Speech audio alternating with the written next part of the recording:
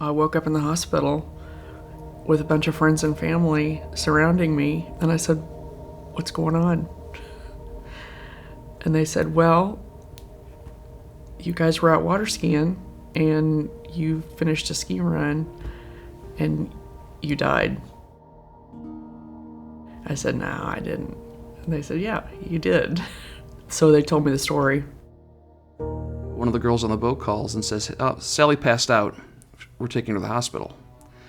I thought, that's strange.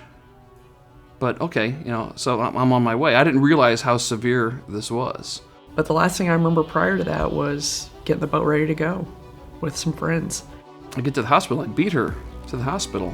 I walk into the emergency room, and the woman at the front desk, and she says, "Your wife's on her way here. Her heart stopped, and they defibrillated her 3 times. She has a sinus rhythm. She's alive. I can let you back into the emergency room while they're working on her, but you have to promise me that you can keep it together." So I still don't know a lot of the detail at this point. And they bring her in on a stretcher. She's got all kinds of tubes and wires. There's just so many nurses and doctors. I'm staying back, and I'm simply on my knees, literally. I asked God. I said, I don't want you to take her, but if it's your will, help me figure that out. We started to put the pieces together, and you understood all the other miracles that took place for the big one to happen. We weren't supposed to be in St. Louis, but we were. And 3 women started the day on that boat, and that's how the day was going to go. It was just 3 of them getting the boat ready and going out and enjoying some time on the lake. Grant was driving the boat when I was skiing. I was the last skier. After I was done skiing, I threw the rope like always. And she fully submerged into the water. She died. Nobody knew it. Boat pulls around, they see her listing. Grant dives in, fishes her out of the water, gets her on the back of the deck. They get her up on the back of the boat, and he starts CPR. Caitlin helps.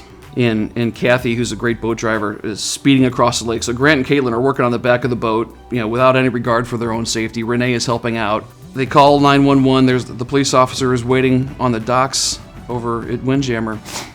And Kathy basically does a hockey stop into the docks. She's helping to get Sally off the boat.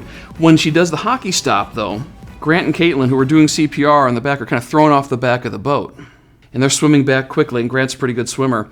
And he got onto the boat very quickly and started to help Kathy carry Sally off the boat and get her onto the dock. Well, nobody saw it, but they didn't tie up, and the boat was drifting away from the dock. And Kathy's foot is in midair, and it's about to go down, and she thinks it's going to go on the dock, and she sees, and it's just water there.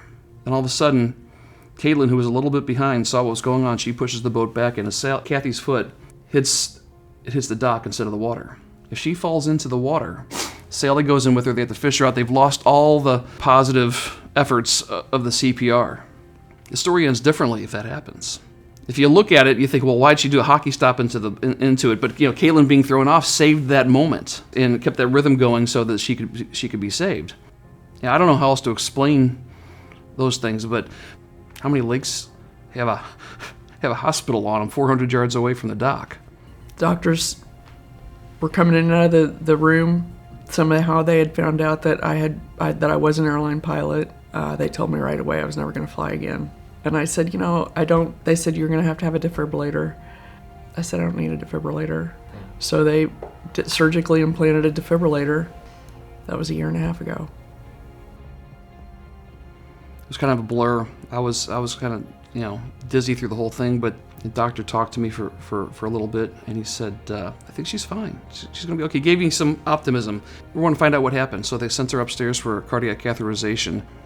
I did a CAT scan. There was no embolism or stroke or anything like that, and we had some assurance that she was going to be okay. We started feeling good about it. They said that the oxygen deprivation, even though she had CPR immediately, was going to cause some memory loss. The doctors say that the odds of surviving sudden cardiac arrest are very, very small. Those that do survive it typically have profound physical and or mental challenges. Every time we got to thank them, because I'm not sure people always survive, they went and got the machine that they had used, and they pulled the tape. They did CCR for 19 minutes, and we calculated the boat ride in probably took 4 or 5. So I guess I was dead for 23, 24 minutes. And it was the third paddle attempt that restarted my heart. You know, I used to be an atheist, and I've been a believer for 14 years now. And part of my struggle was really understanding, believing in miracles in creation, because I just thought it was all explainable. You know, I did a lot of soul search and research and came to faith years ago. But seeing this firsthand brought it to a different level. So we got to celebrate a second chance together, you know, as a couple and as a family. I had always been busy anyway with traveling for a living, and I was a single parent for, I guess, about 15 years. It had just always been my life. I'd always been busy in my family of origin. I was the youngest of 5 kids, and my dad had died really tragically when I was 4. My mom had 5 kids between the age of 4 and 12 that she had raised by herself. So it was kind of a chaos growing up, and I had to be really independent. And so it just was kind of the story of my life. Even when Tim and I got married, he has 2 sons, I have 2 sons, and they were all at ages where it was pretty busy. As our married years progressed, he ended up with a job in Kansas City, and I ended up based in Dallas. So I was commuting to Dallas to go to work. He was commuting to Kansas City. We would spend maybe 2 days a week together. And after about 2.5 years of marriage, he said, you know, I wonder if this schedule is working for us. It seems really, you know, stressful, and we don't get to see each other very much. And in my mind, I thought our jobs were God's provision. To Tim, I said, well, let's give it a little longer. About 6 months later, this happened. And recently, Tim got to move back to St. Louis to work. I actually get to see him every day. Last summer, I got to be there for one of our son's weddings.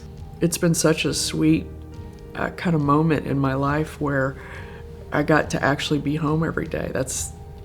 I never take it for granted.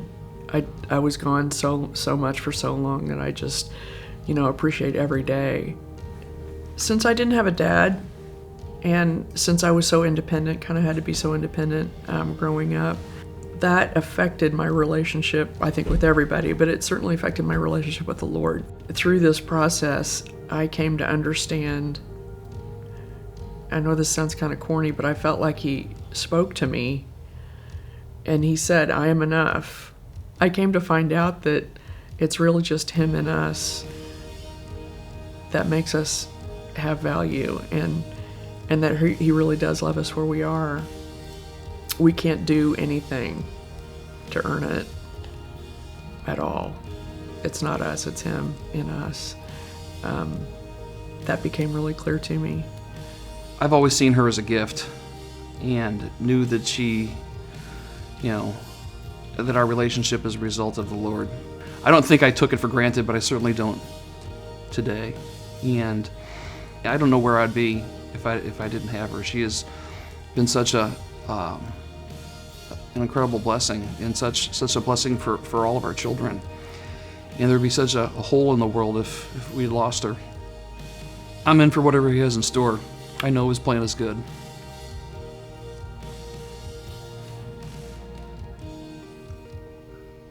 So I was in before, but it's a different thing now.